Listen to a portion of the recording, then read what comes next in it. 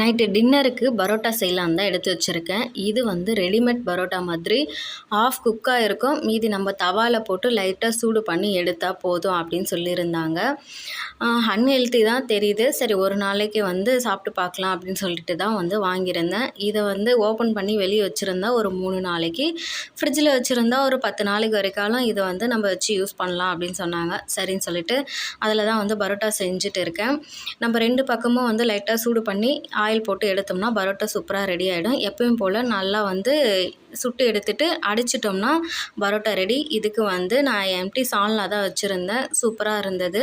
சால்னாவும் ஒரு பக்கம் ரெடி பண்ணிட்டேன். கடைசியாக வந்து பரோட்டா பிச்சு போட்டு இப்படி தானே நல்லா சால்னா ஊற வச்சு சாப்பிட்டா தானே சூப்பராக இருக்கும் பரோட்டாக்கு.